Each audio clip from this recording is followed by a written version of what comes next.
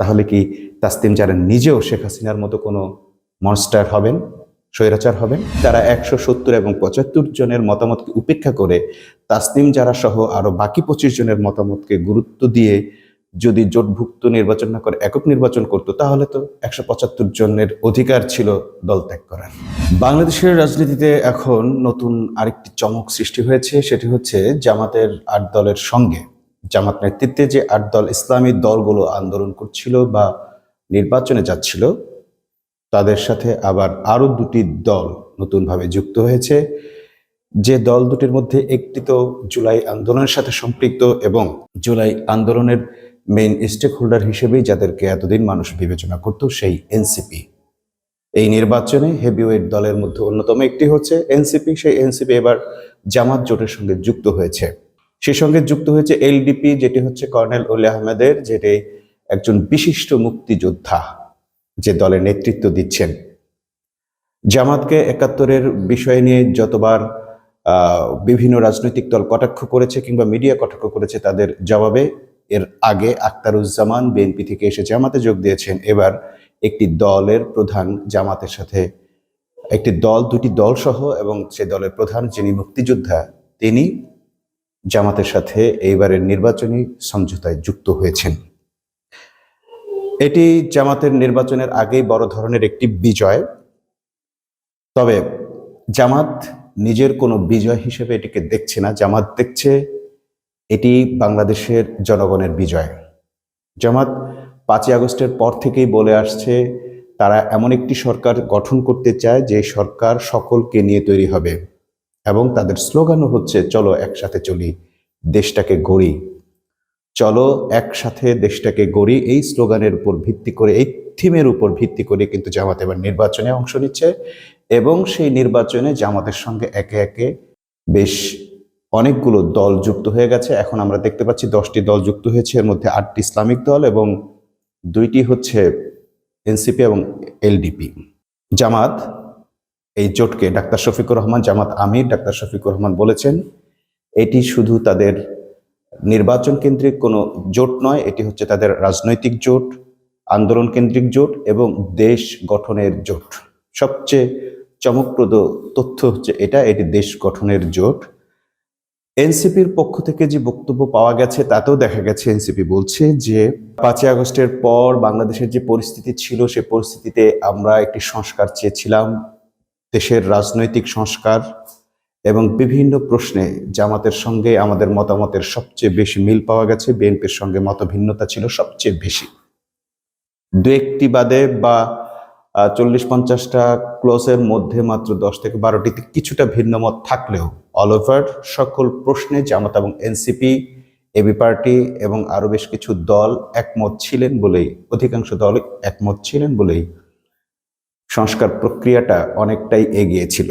এখন এই সংস্কারকে যদি বাস্তবায়ন করতে হয়, তাহলে এই দলগুলোকে সংস্কার প্রস্তাবনায় যেমন তারা ঐক্যবদ্ধ ছিলেন, তেমনিভাবে আগামীতে রাষ্ট্র গঠনে তাদেরকে, দেশ গঠনে তাদেরকে ঐক্যবদ্ধ থাকতে হবে। এটা ছিল সময়ের অনিবার্য দাবি। কিন্তু আমরা দেখেছি এনসিপির ব্যাপারে কিছু সংবাদ প্রচারণা এরকম ছিল যে তারা 2-1টি আসনের লোভে বিএনপির সঙ্গে জোট করতে যাচ্ছে, যাদের সঙ্গে নির্বাচনের আগেই কোনো মতে মিল হয়নি। সংস্কার প্রস্তাবনা থেকে শুরু করে যতগুলো সংবিধান পরিবর্তন, রাষ্ট্রপতি পরিবর্তন, উচ্চ কক্ষ, নিম্ন কক্ষ, একই ব্যক্তি দলের প্রধান থাকতে পারবে না এবং রাষ্ট্রের প্রধান থাকতে পারবে না, পরপর 2বার কেউ রাষ্ট্রের প্রধান থাকতে পারবে না, এরকম অসংখ্য সংস্কার প্রস্তাবনার সঙ্গে বিএনপি দ্বিমত করেছিল। সেই বিএনপির সঙ্গে যদি রাজনৈতিক সমঝোতা হয়, তাহলে তাদের এই সমঝোতায় আসলে বেনিফিটেড হবে কে? এনসিপির কোনো ধরনের দাবি আগামী সংসদে পূরণ হতে পারে কিনা যদি বিএনপি সংসদে আসে? এটি ভেবেই আমরা বারবারই ভাবছিলাম যে এনসিপির জোট আসলে কোনোভাবেই বিএনপির সঙ্গে হবে না। আরো একটি কারণে বিএনপির সঙ্গে কারো জোট হওয়া সম্ভব নয়, সেটি হচ্ছে বিএনপি হচ্ছে ব্যক্তিকেন্দ্রিক দল, তাদের সাংগঠনিক ভিত্তি, আমি বিএনপির পক্ষ থেকে বিএনপির ব্যক্তিরা যেগুলো বলে সেই কথাগুলোই বলছি, যে বিএনপির সাংগঠনিক ভিত্তি বলে এই মুহূর্তে কিচ্ছু নেই। সংগঠনকে পরিচালিত করছে না একজন ব্যক্তি, 2জন ব্যক্তি বা 3জন ব্যক্তি, অথবা ব্যক্তিকেন্দ্রিক এই সংগঠনটি পরিচালিত হচ্ছে, যার ফলে সাংগঠনিকভাবে সাংগঠনিক কোনো দায়িত্বশীল এই দলে গড়ে উঠছে না, সাংগঠনিক মেজাজের কোনো লোকজন এই দলে গড়ে উঠছে না। যারা উঠছেন ব্যক্তিগতভাবে নিজেকে জনপ্রিয় করে তুলছেন, নিজে নিজে কিছু কাজ করছেন, নিজে এসে সেলফি তুলে দলের নেতা হচ্ছেন, দলের জন্য কিছু দান খয়রাত করে নেতা হচ্ছেন নানাভাবে, অথবা দলের কেন্দ্রীয় কমান্ডের সঙ্গে যোগাযোগ করে, লন্ডনের সঙ্গে যোগাযোগ করে, তারেক রহমানের সঙ্গে যোগাযোগ করে, স্থায়ী কমিটির সঙ্গে যোগাযোগ করে, এমনকি বিএনপির নারী সদস্যরা, আমি সে বাজে কথাটি বলতে চাচ্ছি না, অন্য উপায়েও দলের নমিনেশন পান বলেও একটি খবর আছে। আরও খবর আছে যে 100 কোটি টাকা, 10 কোটি টাকা এরকম টাকার বিনিময়ে নমিনেশন বাণিজ্য চলে বিএনপিতে। এগুলো ওপেন সিক্রেট, জাতীয় গণমাধ্যমের খবর। তো এই রকম দলের সঙ্গে যখন জোট হয় তখন যেটি হয় সেটি হচ্ছে যে সেখানে যদি ভিন্ন কোনো দলের প্রার্থীকে নমিনেশন দেওয়াও হয়, সে আসলে সে এলাকায় যেতে পারে না। আমরা দেখলাম নুরু এবং রাশেদ মায়ের খেয়েছে, এরকম আরো বেশ কিছু ঘটনা তো তাদের নিয়মিত ঘটছে। এমনকি নিজ দলের প্রার্থীরাও প্রার্থীদের হাতে বা প্রার্থীদের লোকেরা প্রার্থীদের দ্বারা নির্যাতনের শিকার হচ্ছেন। প্রার্থীর সাথে লোককে, প্রার্থীকে গুলি করার পর প্রার্থীর সাথে লোকরাও যেন মারাও গেছে, খুন হয়েছে। তো এমন দলের সঙ্গে যদি জোট হয়, নাম কাওয়াস্তে নমিনেশন পাবে, কিন্তু সেখানে তাদের বিদ্রোহী প্রার্থী থাকবে, সেই বিদ্রোহী প্রার্থীকেই মূলত বিজয়ী করে আনা হবে, অথবা মারামারি কাটাকাটি এমন একটা পরিস্থিতি দাঁড়াবে যে সেখানে আসলে ভদ্র রাজনীতির কোনো স্থান থাকবে না। সো বিএনপির সঙ্গে কেউ জোটভুক্ত হবে এটা আমরা প্রথম থেকেই আশা করিনি যে কেউ আসলে জোটভুক্ত হতে পারবে, এবং বিএনপির মাইন্ড সেটআপেও আমরা দেখেছি যে এবার পুরো রাষ্ট্রকে তারা একা দখল করতে চায় এবং দীর্ঘমেয়াদী থাকতে চায়। তেমন একটা টেন্ডেন্সি তাদের মধ্যে লক্ষ্য করা গেছে। তাদের মধ্যে সেই ড্যাম কেয়ার, বিশেষ করে বিভিন্ন ছোট রাজনৈতিক দলগুলোর প্রতি তাদের যে তুচ্ছ-তাচ্ছিল্য মনোভাব, সেটি তারা নানাভাবে ফুটিয়ে তুলেছে। অতএব এনসিপি যে দিন শেষে জামাতের সঙ্গে জোটভুক্ত হবে এরকম একটি অ্যানালিসিস আমাদের পূর্ব থেকেই ছিল, কারণ এনসিপির দাবি এবং জামাতের দাবি, সংস্কার প্রস্তাবনাগুলো, রাষ্ট্র গঠনে তাদের প্রস্তাবনাগুলো অনেকাংশে মিলে যায়। যারা দেশকে গঠন করতে চায়, রাষ্ট্র গঠন করতে চায়, জনগণের জন্য কিছু করতে চায়, দিন শেষে সেই দেশপ্রেমিকরা বা দেশ গঠনে আকাঙ্ক্ষীরা একটা প্ল্যাটফর্মেই আসবে।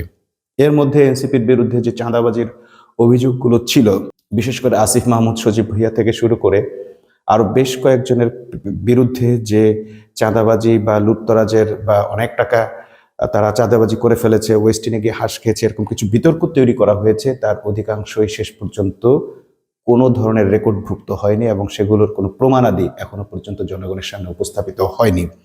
এই অভিযোগগুলো এখন থেকে আমাদের কাছে মনে হচ্ছে যে একটি দল তথা বিএনপি তাদের দুর্নীতিগুলোকে জায়েজ করার জন্য, নিউট্রালাইজ করার জন্য অন্য দলগুলোর প্রতি এই অভিযোগগুলো ছুড়ে দিয়েছে, যাতে সবাই মানুষ ভাবতে পারে যে ওরাও করেছে। আবার এনসিপির নাম ভাঙিয়ে আরো অনেকেই অনেক ধরনের চাঁদাবাজি করেছে, যেটা এনসিপির নেতৃত্ব রোধ করতে পারেনি, কারণ একই, তাদেরও সেই সাংগঠনিক মজবুতি তৈরি হয়নি। শুধুমাত্র দলে আকাঙ্ক্ষী যারা, দল করতে আগ্রহী এরকম লোকদের নিয়েই এই দলটি গঠন করা হয়েছে তাৎক্ষণিকভাবে নির্বাচনের পূর্ব মুহূর্তে, অর্থাৎ 5ই আগস্টের পরবর্তীতে। সব মিলে এখন যেটি দাঁড়াচ্ছে সেটি হচ্ছে যে জুলাই আন্দোলনের নেতৃত্ব দানকারী সেই লোকগুলো যে দলটি গঠন করেছে, সেই দলটি এখন জামাতের সঙ্গে। এমনিতেই জনগণের কাছে, জনগণের মনে একটি কথা সবখানেই প্রচারিত হচ্ছে যে এবার নির্বাচনে আমরা জামাতকেই দেখতে চাই।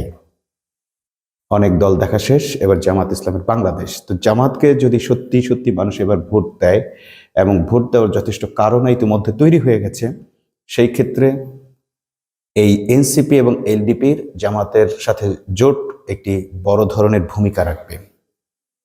এবার আসি, এই দল থেকে, এই জোটের কারণে এনসিপির ক্ষতি হলো কি? এনসিপি যেভাবে ক্ষতিগ্রস্ত হচ্ছে সেটি হচ্ছে যে এনসিপির বেশ কয়েকটি চেনা মুখ এই জোটের বিরোধিতা করে, সমঝোতার বিরোধিতা করে তারা দল ত্যাগ করেছে। তাদের মধ্যে অন্যতম হচ্ছে ডাক্তার তাসনিম জারা, যাকে নিয়ে এখন ইতিমধ্যেই কথা শুরু হয়েছে যে জুলাই আন্দোলনে তার কি ভূমিকা ছিল এটি কেউ জানে না। তাকে কেন এনসিপির দায়িত্বে রাখা হয়েছিল, সিনিয়র যুগ্ম মহাসচিব বা একটা বড় ধরনের পদে কেন রাখা হয়েছিল, আনা হয়েছিল, সেটিও কেউ জানে না। এবং সে যে কারণে পদত্যাগ করেছে সেটি এতটাই দৃষ্টিকটু একটি পদত্যাগ এবং সাংগঠনিক বিশৃঙ্খলা, যেটি আসলে কোনো রাজনৈতিক দল টলারেট করতে পারে না। সেটি কি? সেটি হচ্ছে এনসিপি জোটভুক্তভাবে নির্বাচন করবে নাকি এককভাবে নির্বাচন করবে, কোনো জোটে যাবে কিনা, এই প্রশ্নে 170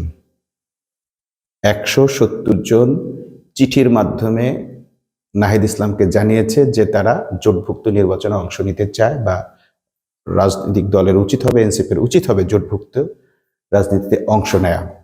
অপরদিকে মাত্র 30 জন এর বিপক্ষে ভোট দিয়েছে, অর্থাৎ তারা চেয়েছে এককভাবে নির্বাচন করুক এনসিপি। তো সেখান থেকেও আরো 2-3 জন পরবর্তীতে তাদের সিদ্ধান্ত চেঞ্জ করেছে, অর্থাৎ অলমোস্ট 25 জন, এবং অপরপক্ষে 175 জনের মতামত হচ্ছে জোটবদ্ধ নির্বাচনের পক্ষে। সাধারণত কোনো সাংগঠনিক সিদ্ধান্তের মূল সিস্টেম হচ্ছে প্রত্যেকের মতামত গ্রহণ করা হবে এবং যে পক্ষের মতামত বেশি হবে, অধিকাংশের মতামত একটি সিদ্ধান্ত হবে, সেই মতামত সকলে মেনে নেবে। যে যেই মতই পেশ করে থাকুক না কেন, নিজের মতের উপর অটল থাকবে না। এটাই হচ্ছে সাংগঠনিক সৌন্দর্য, শৃঙ্খলা। যে আমার মতামত যদি না রাখা হয়, আমি আব্দুল্লাহ ইবনে উবাইয়ের মতো যুদ্ধের ময়দান থেকে আমার লোকদেরকে নিয়ে আমি ফিরে আসব, এটি কোনো আন্দোলনেই চলে না, কোনো রাজনৈতিক দলে চলে না। কারণ রাজনৈতিক দল কোনো একক ব্যক্তির দল নয়, সেখানে ব্যক্তির মতামতকে প্রাধান্য দেওয়া হয় না, সামষ্টিক মতামতকে প্রাধান্য দেওয়া হয় এবং অধিকাংশের মতামতের ভিত্তিতেই চলে। যদি তা না হতো তাহলে আসলে আর গণতন্ত্র হতো না। মেজরিটি মাস্ট বি গ্রান্টেড, এটা গণতন্ত্রের সবচেয়ে পুরনো কথা। তো সেখানে তারা 170 এবং 75 জনের মতামতকে উপেক্ষা করে তাসনিম জারা সহ আরো বাকি 25 জনের মতামতকে গুরুত্ব দিয়ে যদি জোটভুক্ত নির্বাচন না করে একক নির্বাচন করত, তাহলে তো 175 জনের অধিকার ছিল দল ত্যাগ করার। অতএব এই যে 25-28 জন রাজনৈতিক দল থেকে, এনসিপি থেকে চলে যাচ্ছে বা বিদায় নিচ্ছে, এতে এনসিপি কিছুটা ক্ষতিগ্রস্ত হচ্ছে বা হবে বা প্রশ্নের মুখে পড়বে, এটা সত্য। কিন্তু দলীয় শৃঙ্খলা বা সিস্টেম অনুযায়ী এটাই বাস্তব। বরং তাসনিম জারা নিজেই এখন প্রশ্নের মুখে পড়েছেন যে তিনি ব্যক্তিগত মতামতকে কেন অধিকাংশের মতামতের সম্মান জানিয়ে ত্যাগ করতে পারলেন না। তাহলে কি তাসনিম জারা নিজেও শেখ হাসিনার মতো কোনো মনস্টার হবেন, স্বৈরাচার হবেন? নিজের মতামতকে গুরুত্ব দিয়ে তিনি অধিকাংশ, শুধু অধিকাংশ নয়, অনেক অনেক বেশি অংশের মতামতকে তিনি অগ্রাহ্য করেছেন। এই অগ্রাহ্য করার মতো মানুষটাকে আর কেউ পছন্দ করবে কিনা? যে নিজের মতামতের প্রতি এতটা অটল থাকতে পছন্দ করেন, কিংবা অন্যের মতামতকে, অধিকাংশের মতামতকে, দলের অন্যদেরকে অগ্রাহ্য করেন, অন্যের মতামতকে অগ্রাহ্য করেন, তিনি আদৌ রাজনৈতিক দলের জন্য ফিট কিনা, এটি একটি বিষয়। আরেকটি বিষয় হচ্ছে অন্তর্নিহিত একটি কারণ আছে তাসনিম জারার। ডাক্তার মাহমুদ আমিতু বলেছেন তিনি আমেরিকার এজেন্ট। এসব আমরা বলতে চাই না, এগুলো যেহেতু বায়বীয়, মানে এগুলো প্রমাণ করা যায় না। কিন্তু একটি রাজনৈতিক ক্যালকুলেশন ডাক্তার তাসনিম জারার আছে, সেটি হচ্ছে ডাক্তার তাসনিম জারা যেখান থেকে নির্বাচনে দাঁড়াচ্ছেন, অর্থাৎ দাঁড়িয়েছেন বা নিজেকে মনোনয়ন নিয়েছেন নিজে, সেটি হচ্ছে ঢাকার 9 আসন। এই 9 আসনটি হচ্ছে খিলগাঁও অঞ্চলকে ঘিরে। সেইখানে জামাত বহু আগে থেকেই অনেক শক্তিশালী অবস্থানে আছে।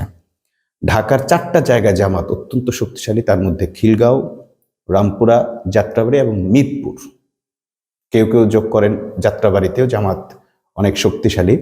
কিন্তু অলমোস্ট এরকম 4-5টি জায়গায়, আরো একটি জায়গায় অনেকে যোগ করেন, সেটা হচ্ছে পল্টনেও জামাত শক্তিশালী। অর্থাৎ এরকম 5 থেকে 6টি জায়গায় এবং অলমোস্ট 4টি অধিকতর জায়গায় খুব শক্তিশালী। তার মধ্যে যদি 2টি শক্তিশালী জায়গা থাকে, একটি তার খিলগাঁও এবং রামপুরা, এবং এই দুটো জায়গায় বিগত নির্বাচনে, যা স্থানীয় নির্বাচনে, সিটি নির্বাচনে, কমিশনার কিংবা চেয়ারম্যান, এই নির্বাচনগুলোতে জামাত ব্যাপক ভোট পেয়েছে এবং সেই পুরনো প্রার্থী কবির আহমেদ ঢাকা 9 আসন থেকে দাঁড়িয়েছেন এবং সেখানে জামাত কোনোভাবেই অন্য কাউকে ছাড় দেবে না। এটা তাসনিম জারা হয়তো আগে থেকে টের পেয়েছেন, তার পরামর্শকরাও হয়তো তাকে বুঝিয়েছেন যে যদি জামাতের সঙ্গে জোট হয়, তুমি ঢাকা 9 আসন থেকে নির্বাচন করতে পারবে না কোনোভাবেই।